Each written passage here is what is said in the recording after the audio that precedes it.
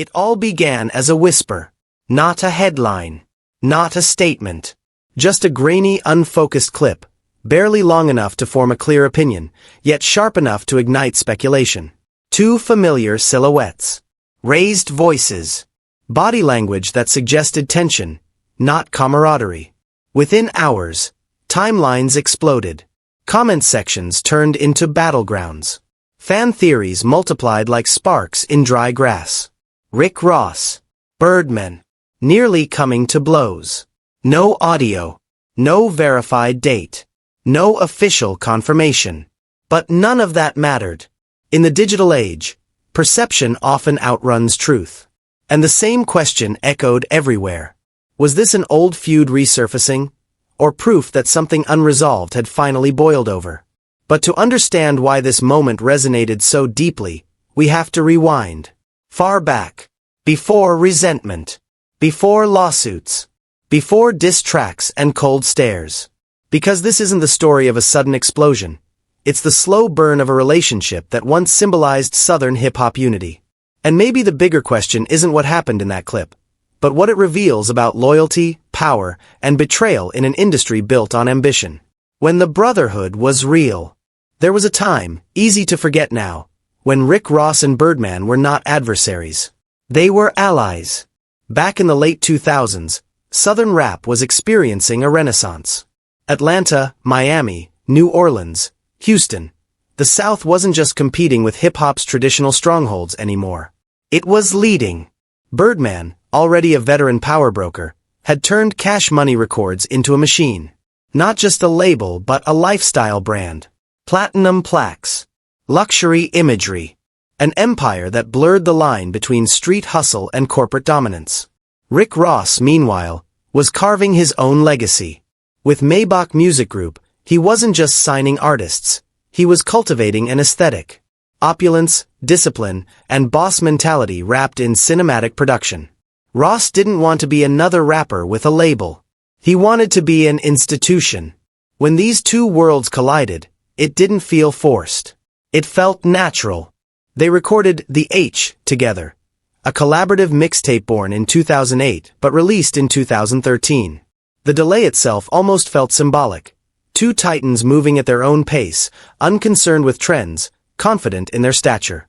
Tracks like Born Stunner and Flashy Cars weren't competitive.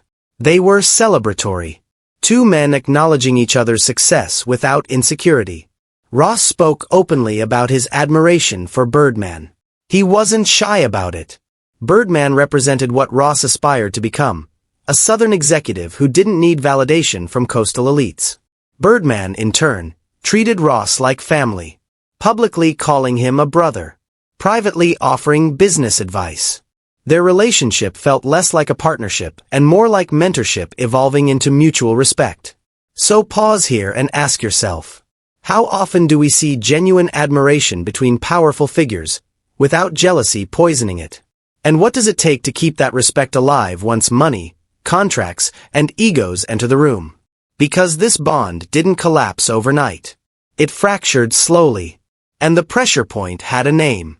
Lil Wayne, the axis of the empire. You cannot tell this story without Lil Wayne. Birdman discovered Wayne when he was just 9 years old. Small, hungry, sharp-eyed, and growing up amid the chaos of the Magnolia Projects in New Orleans. Wayne didn't just join Cash Money. He became Cash Money. After Wayne lost his stepfather, Birdman stepped in, not just as a label head, but as a father figure. Wayne called him Daddy. Not branding. Not marketing. Something deeper. Together, they reshaped hip-hop. From the Hot Boys era to Wayne's solo dominance, their bond felt unbreakable. It was the blueprint of loyalty, a narrative the industry loved. But loyalty, like trust, is fragile. By late 2014, cracks began to show. Wayne's long-anticipated album, The Carter V, remained unreleased. Delays turned into excuses. Excuses turned into frustration. Then Wayne did something unheard of. He went public. He accused Birdman of blocking his album, of withholding money, of trapping him under a contract that no longer felt fair, or even legal. In early 2015, Wayne filed a $51 million lawsuit against Birdman and Cash Money Records. This wasn't just business drama. This was a family imploding in public. And Rick Ross was watching closely. When admiration turns to disillusionment. Ross had always viewed Wayne as more than a rapper. Wayne represented creative freedom, someone who reshaped language, melody, and persona without asking permission. So when Wayne spoke out, Ross didn't see entitlement. He saw pain. And more importantly, he saw something else. A pattern he'd witnessed too many times in the industry. Executives at the top. Artists at the mercy of paperwork they signed young. Loyalty weaponized against those who dared to question authority. Ross later reflected on this shift in perspective. How idols can look flawless from afar, but human up close. That realization can be destabilizing. Think about it. What happens when the person who inspired you becomes the embodiment of what you stand against? For Ross, the answer came swiftly and violently. The night that changed the tone forever. April 2015. Lil Wayne's tour bus was shot at in Atlanta. Multiple bullets. No injuries. But the symbolism was chilling. Hip-hop has seen violence before. But this felt different. Investigations reportedly connected individuals close to Birdman to the incident. No charges ultimately stuck. No court convictions. But in the court of public opinion, suspicion lingered. For Rick Ross, that was the line. This wasn't about contracts anymore. This was about safety. About morality. About whether silence equaled consent. And Ross made his choice. Ask yourself, at what point does neutrality become betrayal? Ross didn't call a press conference. He didn't post a manifesto. He let the tension simmer, until it found its way into the music. Subtle shots and loud silences. Ross' early responses were coded. In late 2015, he dropped Color Money. On paper, it was a victory lap. Wealth, independence, ownership. But hip-hop listeners are trained to read between the lines. The subtext was unmistakable. Freedom from exploitative systems. Independence from labels that profit while artists wait. Birdman, meanwhile, made headlines of his own. In 2016, he walked into the Breakfast Club, demanded respect on my name, and left before the interview could begin. It was raw, defensive, unfiltered. A moment that instantly became meme history. Rick Ross responded. Not with words, but symbolism. He sent bottles of his own liquor brand to the show's hosts. It was petty. It was clever. And it was deliberate. Ross wasn't just choosing sides. He was declaring war. The offer that changed everything. By September 2016, Wayne's frustration had reached exhaustion. He hinted at retirement. Fans worried. The industry watched. Then Rick Ross made a move that stunned everyone. He publicly suggested Wayne should leave Cash Money and join Maybach Music Group. Get Birdman on the phone. 7 words. That's all it took. From Birdman's perspective, this wasn't commentary. It was invasion. A former ally positioning himself as Wayne's rescuer, right in front of the world. Birdman later admitted confusion. Hurt. A sense of betrayal that cut deeper because of their history. And maybe that raises another question. Is loyalty to a friend more important than loyalty to your principles? Or are principles meaningless if they cost you relationships? Ross had already answered. The pattern becomes clear. Wayne wasn't the only one. Ross later pointed to DJ Khaled, another longtime associate, who'd also experienced business tensions with Birdman. To Ross, this wasn't coincidence. It was a system. A recurring structure where artists generated value, while executives controlled the exit. And once Ross saw it that way, there was no turning back. Idols become rivals. The Confession. March 2017. Rick Ross released Idols Become Rivals. Not a diss. A reckoning. Over haunting production, Ross peeled back his emotions. He spoke as a fan turned critic. A student confronting the teacher. He accused Birdman of exploiting Wayne. Of enjoying luxury while others waited.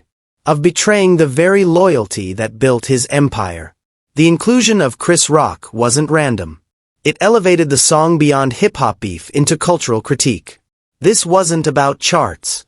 It was about legacy. Ross wasn't trying to win.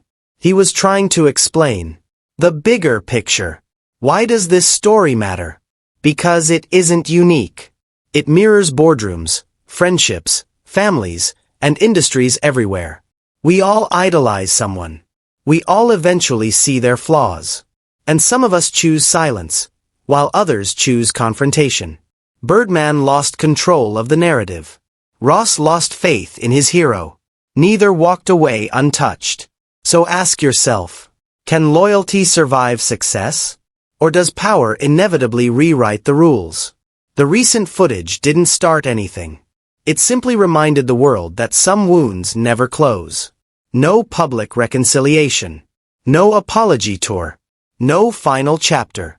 Just two men who once stood together, now divided by values, pride, and history. And maybe that's the real lesson. Some stories don't end. They linger, waiting for the next whisper.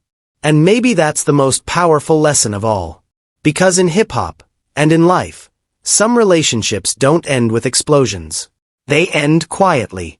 With silence. With distance. With unresolved tension that lingers for years. Waiting for one viral moment to bring it all back. Part 1. The clip.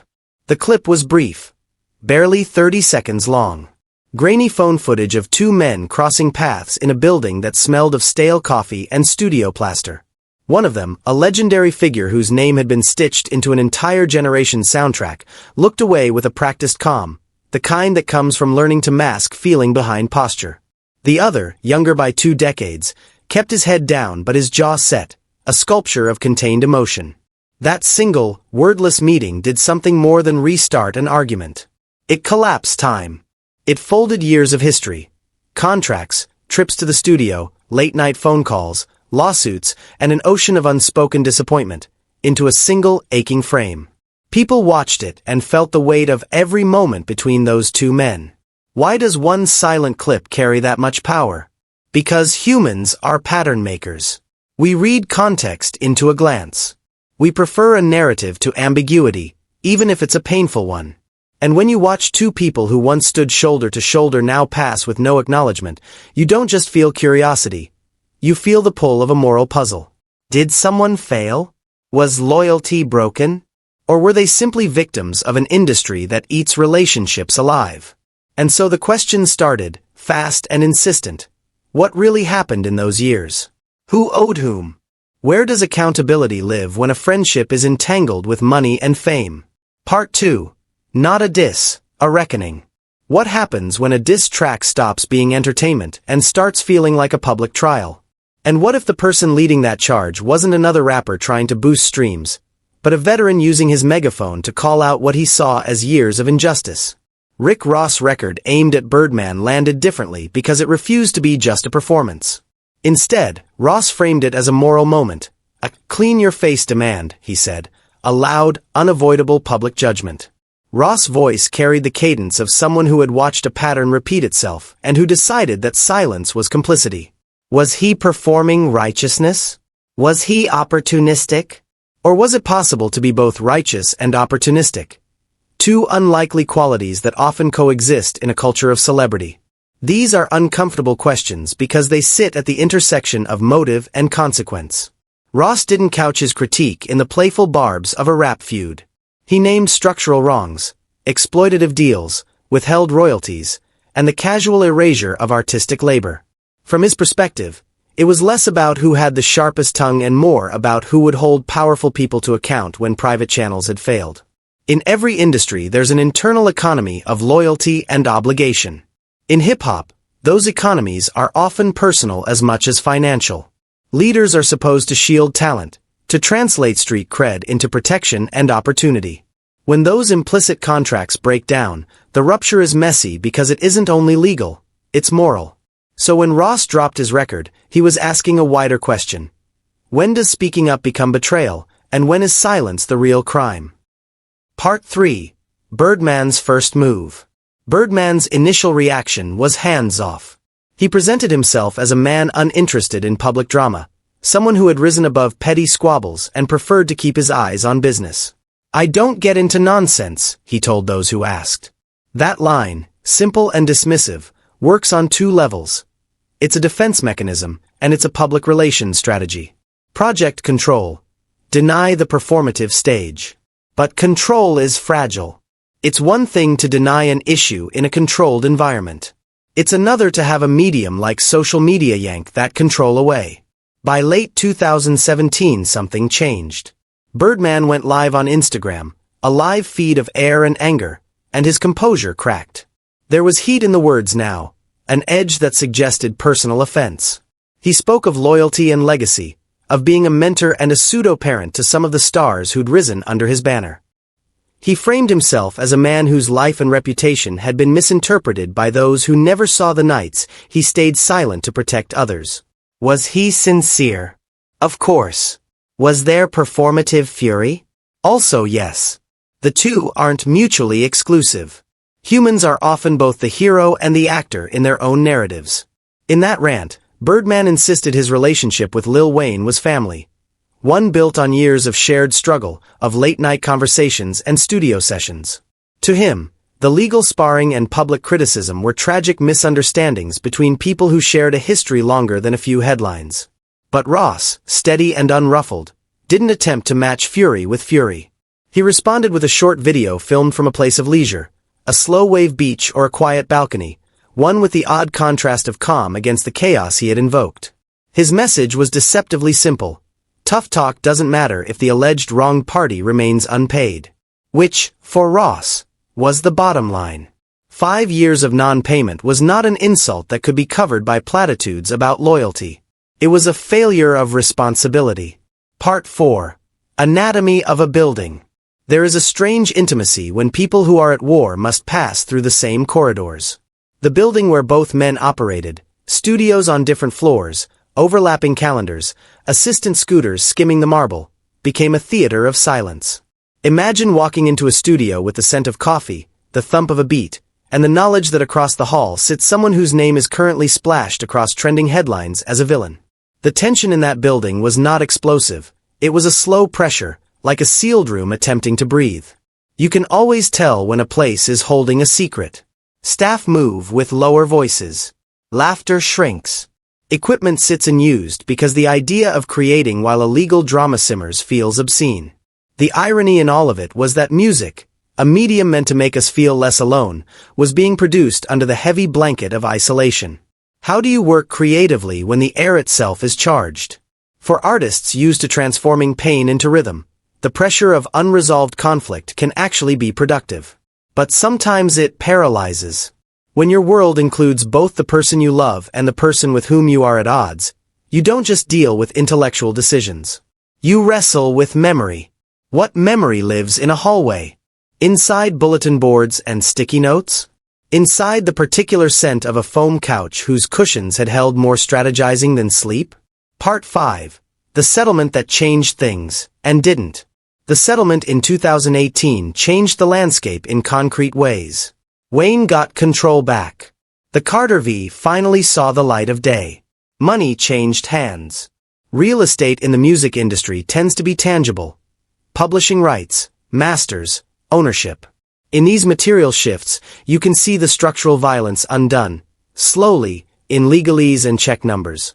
But legal settlements tidy only so much. They can resolve lawsuits but not the long-term emotional topography left by betrayal. Wayne and Birdman made an effort to stitch their personal relationship back together. Birdman publicly proclaimed love and respect for Wayne. Fans cheered. Headlines sighed in relief. Yet Ross was outside that circle. Why had Wayne forgiven Birdman but not Ross? Why did reconciliation between two people who were directly harmed not extend to someone who had loudly called out the problem? This is where the story complicates. Sometimes forgiveness is personal and selective. It's not always about who is right or wrong on paper. It's about relational history. Wayne and Birdman shared decades of a father-son mythography, late-night studio runs, personal caregiving, and the cultural myth of mentorship in hip-hop. That narrative is powerful. It colors decisions. Ross, though, had been an outsider to that intimate history. He was a moral crusader from the perimeter, loud, principled, perhaps calculating. To Birdman, that difference mattered. To Wayne, the shared history permitted absolution. Part 6. Pride and the Accusation of Theft. When Birdman accused Ross in 2022 of copying the Cash Money blueprint, saying Ross studied under a certain kind of playbook and then used it against him, he moved the dispute into the realm of pride. Isn't that often the pivot? Business becomes personal when legacy and style are involved.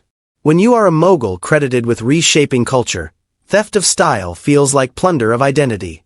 If you taught someone how to cook a dish and they later open a restaurant that critics praise, you might feel proud, or you might feel robbed. Birdman felt robbed. He felt that the formula he had refined, sign artists, develop them, monetize cultural movements, was being appropriated and weaponized. Ross' act of public shaming, therefore, felt like ingratitude magnified. But for Ross, it wasn't a matter of entrepreneurial theft. It was an act of conscience. He watched a system that allowed artists to be consumed and discarded. His response was simplified, perhaps reductive, but it was, in his view, a necessary one. Which version of the story more closely resembles the truth? Maybe both. Human motives are layered. Business is messy. And pride is an ancient currency that buys plenty of trouble. Part 7. Voices from the Inside. Not everyone took sides neatly. Gutta Gutta, someone who stood close to Wayne through that period, described the weariness of watching drama unfold in headlines while the work of recording and caring for the craft continued. You don't want to see someone you love be mischaracterized, he said. But he also admitted the toll such conflicts take on the mental energy of a team. Trick Daddy took a more neutral angle. He respected Birdman's influence but agreed the financial situation could have been better handled. His voice suggested a reality most people don't see when they scroll. An industry built on informal bargains and patchwork loyalties. Even 50 Cent entered the conversation, predicting Will and Birdman would find their way back. After all, he understood that in business and family, grudges can be both practical and personal. He was right in one sense. Wayne and Birdman did reconcile. But Ross remained outside that reunion. What does it mean when someone who names a problem isn't embraced by the people they intended to help? Is the messenger sometimes sacrificed to preserve the relationship? If so, what message does that send about accountability? Part 8. The Ethics of Public Shaming in the Era of Virality. We live in an era where a 30-second clip can reframe public perception. The immediacy of social media collapses context.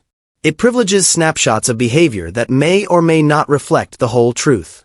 So what responsibility lies with someone who weaponizes that immediacy to make a point? Ross felt a responsibility to call out injustice. Birdman felt a responsibility to protect legacy and insist on privacy. Who's right?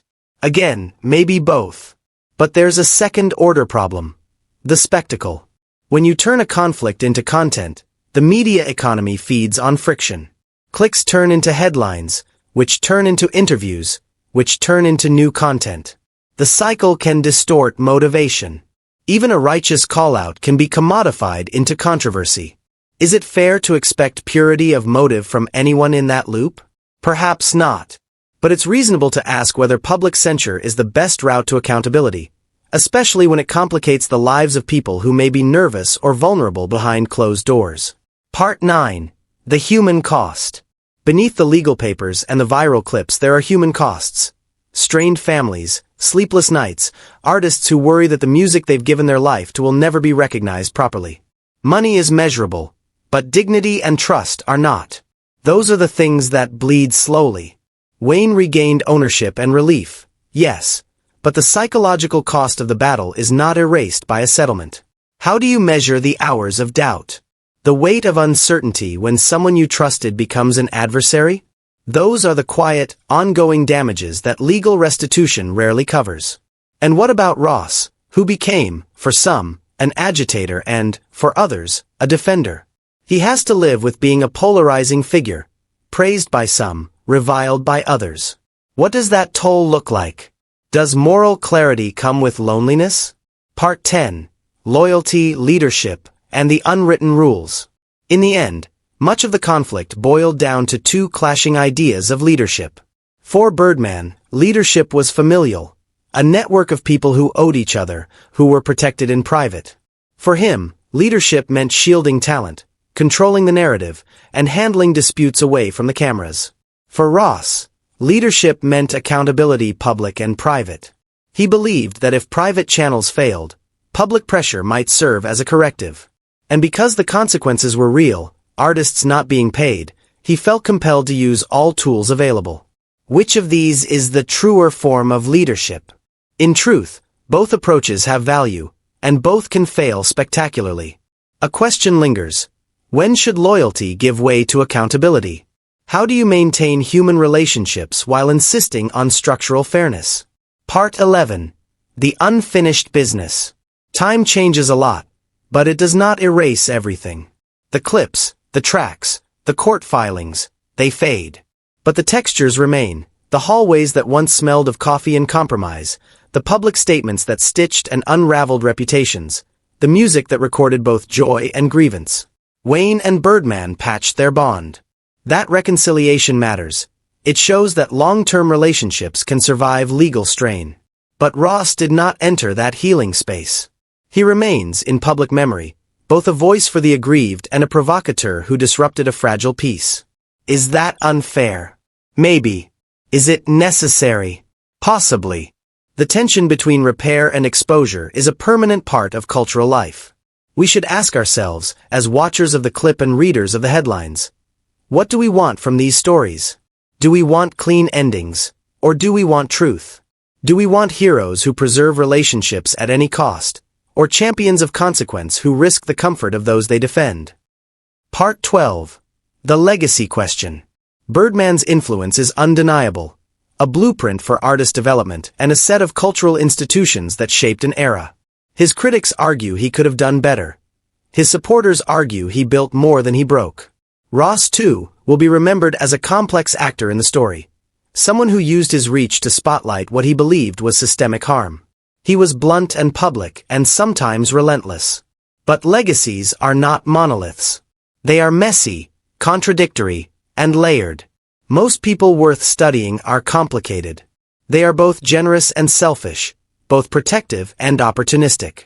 The question for us is how we hold those truths together without flattening them into caricature. Part 13. A final set of questions. This story refuses to sit with an easy moral. It resists being a case study with a tidy conclusion. Instead, it asks us to hold contradictions: loyalty and accountability, privacy and publicity, mentorship and independence. So here are the questions I'll leave you with. Questions that perhaps matter more than deciding who is right and who is wrong. When does speaking truth become betrayal? How do we judge intent when consequences are real? Is public pressure a legitimate tool for justice in a business that often hides behind informal agreements and private deals? How do personal histories shape who gets forgiveness and who gets ostracized? Why do some messengers get embraced while others are pushed away? Can a leader be both a protector of talent and an accountable custodian of their financial rights? If so, what structures would support that? When we watch viral clips that compress years into seconds, what responsibility do we have to resist snap judgments? And finally, what kind of industry do we want to build? One that values silence and private repair, or one that demands public transparency and accountability? Epilogue. Silence that speaks. The clip will continue to circulate. It will become one node in the web of memory that surrounds those men and the era they helped shape. People will pick it apart. Fans will take sides. Podcasts will host hour-long debates. That is the life of images now. Short, viral, and endlessly interpreted. But the clip's true gravity isn't in the outrage it sparks or the side it makes you choose. Its gravity is quieter. It asks us to recognize that some stories are not resolved by a settlement, a track, or a public apology. Some tensions persist because they live in the small details of everyday life. The meetings missed, the texts unanswered, the names taken off guest lists. Maybe the most powerful thing the clip does is remind us that human relationships are rarely dramatic in their endings. They are often small, slow decays or patient recoveries. They are lived in hallways and studio rooms, not headlines. So when the next viral fragment appears and our feeds insist we care, we can do one small thing. Remember to ask the questions that matter, to name nuance, and to hold both empathy and accountability in our hands. What would you have done in Ross' place? What would you have done in Birdman's? And what do you expect from the industry that made both of them famous?